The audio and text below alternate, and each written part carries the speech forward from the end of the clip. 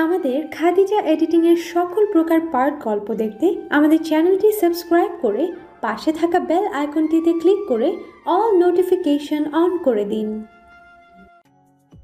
আচমকা সোহার কপালে গিয়ে রিমোট লাগলো। পোষ ছুঁড়ে মেরেছে। ততটা লাগেনি অবশ্য। তৌসিফকে নিয়ে ওভাবে বলাতেই ওর রাগ উঠে গিয়েছে। রিমোট ছুঁড়ে ফেলে গটগট পায়ে চলে গেল ওখান থেকে।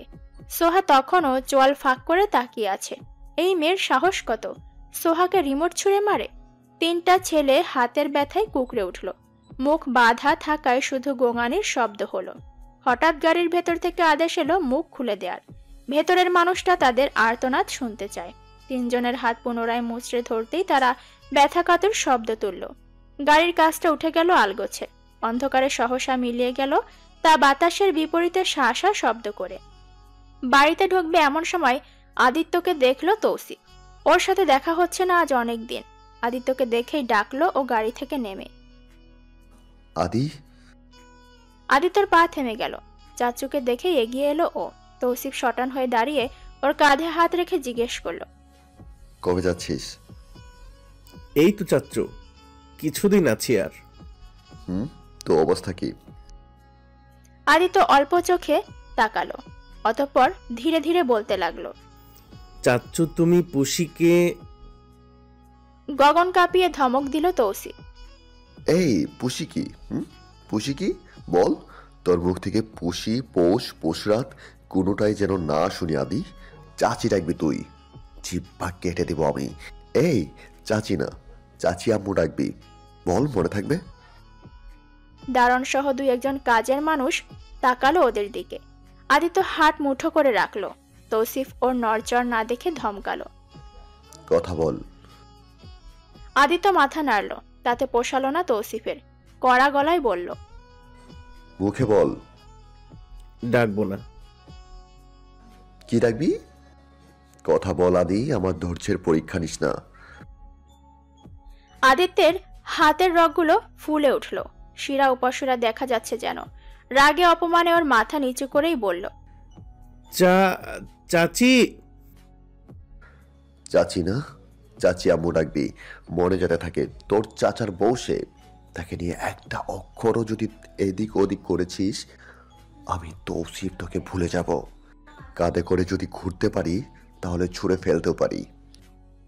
তৌসিফ পা বাড়ালে সিঁড়ি দিয়ে, পেছনে না ঘুরেই বলল, তোর কোনো বন্ধু যাতে পরশুরাতের আশেপাশে না থাকে, এরপর জানে মেরে ফেলবো। আদিত্য চমকে তাকালো, অবাক হয়ে প্রশ্ন করল, আমার বন্ধু? তৌসিফ কথা বলল না। পেছন ফিরে আদিত্যর কাঁধ চাপড়ে বুকের বাঁ পাশে হাত রেখে নরম স্বরে বলল, তুমি আমার ছেলের মতো আদি, তোমাকে আমি কতটা ভালোবাসি তা তো জানো না? আদিত্য মাথা নাড়তেই তৌসিফ অল্প হেসে বলল, বাসায় যা। আদিত্য চলে যেতেই তৌসিফও হাঁটা দিল। বউ তার নিশ্চিত রেডি হয়ে বসে আছে। রুমে ঢোকার আগেই ওকে আটকালো সোহা, কপালে সাদা ব্যান্ডেজ করা। আদৌ কতটুকু কি হয়েছে কে জানে। সে মাথা পেঁচিয়েছে সাদা ব্যান্ডেজ দিয়ে। তৌসিফ এক পলক তাকিয়েই প্রশ্ন করল, মাথায় কি হয়েছে? সোহা নাক টেনে বলল, পৌষ করেছে এটা। তৌসিফ অবাক হলো, আশ্চর্য হওয়া কণ্ঠে জিজ্ঞেস করলো, মানে ও ও কেন করবে?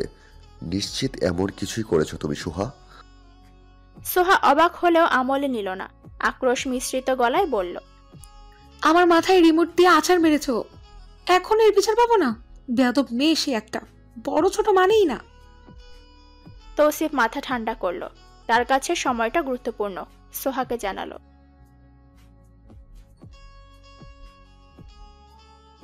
কথা বলছি, কি বলার আছে? এই যে আমার মাথা, এরপর কি বলার আছে? তৌসিফ কথা বাড়ালো না, রুমে চলে এলো। মুড নষ্ট করার ইচ্ছে আপাতত নেই। ঘুটঘুটে অন্ধকার রুম দেখে ভ্রু কুচকায় তৌসিফ। পৌষ কোথায়? ওকে তো রেডি হয়ে থাকতে বলেছিল।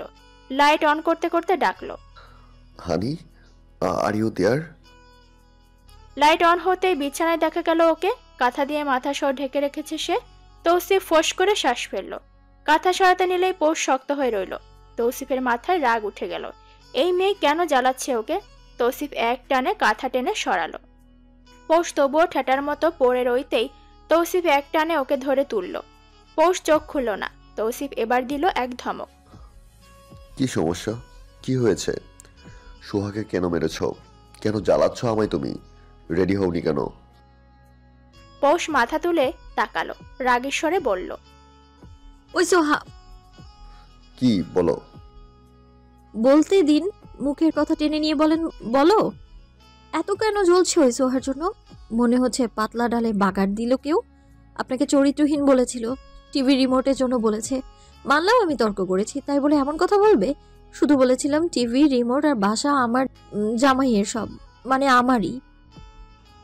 তৌসিফ নরম হলো। ওকে কাছে টানতেই চিরবির করে উঠল পৌষ। তৌসিফ তাকে শান্ত করতে জানে। ওর হাত ধরে নিতে নিতে বলল, রেডি হওনি কেন হানি? যাব না তো। যেতেই হবে তোতা পাখি। যাব না। তৌসিফ চোখ গরম দেখাতেই চুপসে গেল ও। আলমারি খুলে ব্যাগ নিয়ে কাপড় বের করেই চমকালো। এটা কোনো কাপড় না, এটা তো নাইট ড্রেস। দাঁতে দাঁত চেপে পৌষ বলল, এটা পরে যাব? তৌসিফ স্বাভাবিকভাবেই ওটা সরালো, জানালো, আরে শাড়ি আনলাম তো হানি, ওটা পরবে।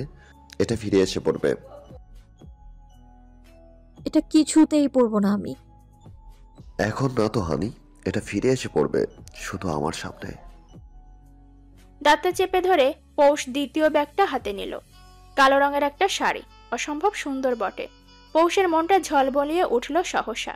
মুখে হাসি ফুটে উঠল, কিন্তু তা বেশিক্ষণ টিকল না। ব্যাগে পুনরায় হাত ঢুকাতেই ব্লাউজ সহ অন্য কিছু বেরিয়ে এলো। চোখ বড় বড় করে তাকালো পৌষ। রাগে ছুঁড়ে মারল তা, জাগিয়ে পড়ল তৌসিফের মুখে।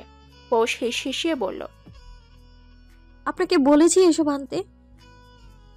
তৌসিফ মাথা থেকে তা হাতে নিয়ে বলল, আমি না আনলে কে আনবে? চেয়েছি আমি। লাগে তো। আপনাকে বুঝতে বলেছি অশুভ লোক। এসব কেন ধরেন আপনি? সাইজ কে বলেছে আপনাকে? বউ আমার, সঠিক বেঠিক সব সাইজ আমার জানা আছে। পৌষ তৌসিফের মাথায় হাত দিয়ে ওটা টেনে নিল। দৌড়ে গিয়ে ঢুকলো ওয়াশরুমে। ভেতরে গিয়ে গালিও দিল দুটো, যা ছিল অতি সস্তা। এই মেয়ের মুখের বুলি হয়েছে এই দুটো কথা। তৌসিফ নিজের স্যুট বুট বের করলো। তারা ওখানে স্পেশাল গেস্ট। বউয়ের সাথে বলতে গেলে এই প্রথম বন্ধুদের সাথে দেখা।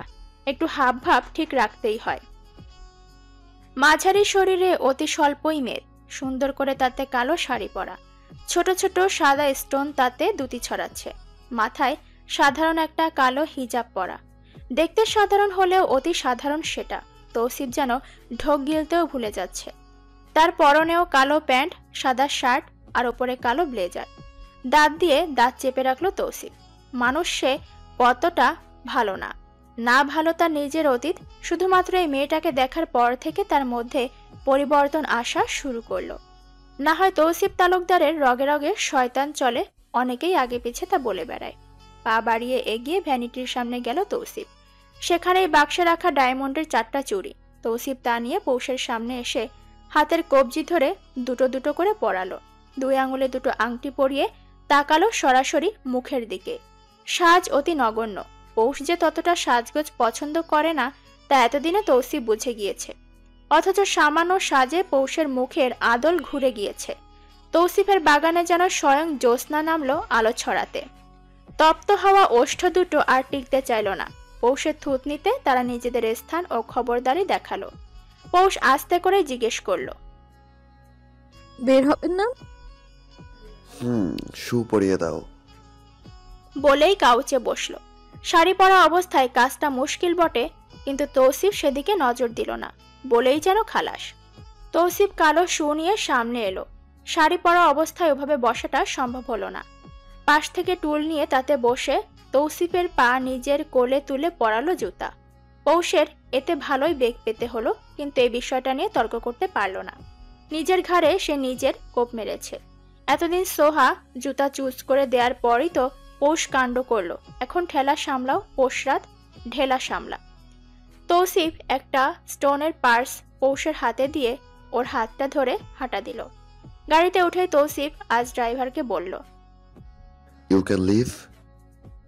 ড্রাইভার সরে দাঁড়ালো। মাঝে মধ্যে ওর স্যার একা ড্রাইভ করে। গাড়ির ডোর খুলে পৌষকে জায়গা করে দিল তৌসিফ। শাড়ি সামলে উঠতেই ওর আঁচল ধরে কোলে দিল তৌসিফ। নিজে বসলো ড্রাইভিং সিটে। গাড়ি চলতে শুরু করেছে। ছোট করে তৌসিফ শুধালো। You can leave. এত আনিজের কিছু নেই honey, I am with you না। পৌষ হোহা কিছুই করল না। তৌসিফ ডান হাত স্টিয়ারিং এ রেখে বা হাতে পৌষের হাত ধরে টেনে নিজের হাতের মুঠোয় নিল। ওভাবে রেখেই বলল। কি হয়েছে? বাসায় আসার পর আপনার সাথে কথা আছে আমার, একটু জরুরি। পৌষের ভাষা প্রকাশ করছে মামলা সিরিয়াস। তৌসিফ বুঝলো এখন বউকে ঘাটতে গেলেই ঝামেলা হবে, তাই মাথা নেড়ে ড্রাইভিং এ মনোযোগ দিল। ঘণ্টাখানেকের মধ্যে নিজেদের গন্তব্যে পৌঁছালো ওরা। একজন কালো স্যুটবুট পরা বিশাল দেহের লোক এসে গাড়ির ডোর খুলে দিল। তৌসিফ বের হয়ে অপর পাশের ডোর খুলে পৌষের হাত ধরে বের করলো। শাড়ির আঁচল গুছিয়ে দিয়ে নিজের বাহু ডোরে ভাঁজে ওর হাতটা নিয়ে হাঁটা দিল সামনে। তৌসিফের অপেক্ষায় ছিল সকলে। ও আসা মাত্রই ওর বন্ধু রওনাক এগিয়ে এলো। তৌসিফের সাথে হাঁক করে তাকালো পৌষের দিকে। পৌষ অবাক চোখে এদিক ওদিক দেখছে। এরকম পরিবেশে সে কখনোই আসেনি। চারদিকে চোখ ধাঁধানো, মন মাতানো চাকচিক্য। মানুষের সমারোহ অনেক, কিন্তু জায়গাটা এতই বিশাল যে বোঝা যাচ্ছে না। রওনাক পৌষের দিকে হাত বাড়িয়ে হাসি মুখে বলল। আমাদের ভাবি। বাড়ানো হাতটা অবলীলায় তৌসিফ ধরে নিজে হ্যান্ডশেক করলো, হাসি মুখে জানালো। হ্যাঁ পুশরাত। রওনাক বুঝলো তৌসিফ তার বউ নিয়ে সিরিয়াস। হাত পর্যন্ত ছুতে দেবে না। অল্প হেসে রওনাক বলল। বস তাড়াতাড়ি আয়, তোর জন্য অপেক্ষা করছিলাম। তৌসিফ মাথা নাড়ল। বাদবাকিদের সাথে শুধু চোখের দেখা হলো। সময় অনেকটা অতিক্রম হওয়াতে আগে ওরা উদ্ভাবনের কাজটা সারল। প্রেস মিডিয়া থাকায় পৌষকে আগেই সাইডে বসিয়ে এসেছে তৌসিফ। পৌষ যে অস্বস্তি বোধ করছিল তা তৌসিফ বুঝতে পেরেছিল। পৌষ সাইড থেকে সবটা স্পষ্ট দেখতে পেল। লাল রিবন কেটে তৌসিফ তালুকদার প্রবেশ করেছে। এত এত মানুষের ভিড়ে বন্ধুর কাজের আর শোরুমের ম্যাটেরিয়ালের প্রশংসা করছে। পৌষের চোখের পলক যেন পড়ে না। এই লোক এতটা গুছিয়ে কথা বলতে পারে। হাত নাড়ানোর ভঙ্গি অদ্ভুত সুন্দর। পরিপাটি এক মানুষ, অথচ এর নামের আগে পরে কত কালির দাগ পড়েছে। পৌষের আজ কিছু উত্তর চাই। হঠাৎ একটা যুবতী মেয়ে এসে দাঁড়ালো পৌষের সামনে। পৌষ তাকাতে দেখা মিল সুন্দরী রমণীর। হাই সোসাইটির হাই হিল পরা মেয়ে। দেখে বোঝা যাচ্ছে বয়স তার 18 কি 19। পৌষকে পা থেকে মাথা পর্যন্ত দেখে প্রশ্ন করল। তুমি পৌষরাত? পৌষ মাথা নাড়তেই মেয়েটা ঠোঁট গোল করে বলল, ও।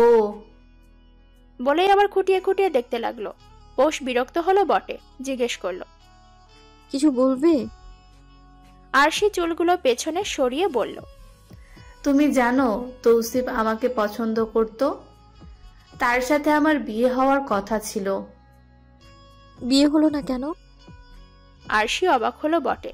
মেয়েটা রিয়েক্ট করলো না কেন? আরশি পুনরায় বলল, উই আর ইন ডিপ লাভ। বাপের বয়সী তোমার সে লজ্জা লাগে না? কাঠখট্টা এই জবাবে আরশির চোখ কোটর থেকে বের হওয়ার উপক্রম। এত বড় কথা শুনেও এই মেয়ে এত শান্ত। আরশি পাশে বসলো ওর। অবাক হয়ে জিজ্ঞেস করলো, কিছু বলবে না তুমি? কি শুনতে চাও? এই যে আমি বললাম। বাইরের মানুষের কথা কানে তুলে নিজের সংসারে কেন অশান্তি করব? আমি কি পাগল? আরশি পুনরায় বলল, তো আমাকে। ওকে থামিয়ে পৌষ বলল, তোমাকে কি বিয়ে করেছে? করলেও আমার সমস্যা নেই। তার নামে অনেক কিছু বিয়ের আগে শুনেছি, এখন না হয় বিয়ের পরেই শুনলাম। বলেই দাঁড়িয়ে গেল পৌষ। চোখের পানি লুকাতে অন্য সাইডে চলে গেল ও। ক্লাচ থেকে টিস্যু বের করে চোখের কোনা মুছে নিল অতি সাবধানে। পুরো তৌসিফ তালুকদার এক জলযন্ত্র রহস্য, যাকে খোলাসা করতে গিয়ে প্রতিনিয়ত তাতে ডুবে যাচ্ছে পৌষ। আরশি অবাক হলো বটে। মেয়েটা কিভাবে মুখের ওপর বলে দিল তৌসিফ তালুকদার তার বাবার বয়সে। সে কি জানে রওনাকের ভাতিজিও? ফাঁকা ঢোক গেল আরশি। যদি চাচুকে বলে দেয় এই মেয়ে। কিন্তু এটাও সত্যি, আরশি ভালোবেসেছিল তৌসিফ তালুকদারকে। তার ব্যক্তিত্বের কাছে তার নামে রটা সকল কথা আর বয়স কোনো ম্যাটার করে না। তৌসিফ কথা শেষ করেই পৌষকে খুঁজতে এলো। বন্ধুরা সব জ্বালিয়ে মারছে তাকে, বউ দেখবে তারা, সবগুলো মুখিয়ে আছে একদম। পৌষকে নির্দিষ্ট জায়গায় না পেয়ে তৌসিফের ভ্রু কুচকালো। এদিক ওদিক মাথা ঘুরিয়ে তাকাতেই দেখা মিলল তার নির্দিষ্ট রমণীর। ওই তো কোনায় দাঁড়িয়ে আছে, ডাগর ডাগর চোখে আশপাশ দেখছে। তৌসিফ ওইদিকে পা বাড়াতেই একটা ওয়েটার এলো পৌষের সামনে। ট্রেতে কিছু ড্রিঙ্ক রাখা, সাথে ফ্রুট সালাদ। অফার করতেই পৌষ হাত বাড়ালো নিতে। গলা শুকিয়ে গেছে তার। যেই না নেবে অমনি ওর বাড়ানো হাতটা ধরে ফেললো তৌসিফ। পৌষ অসন্তোষ প্রকাশ করলো।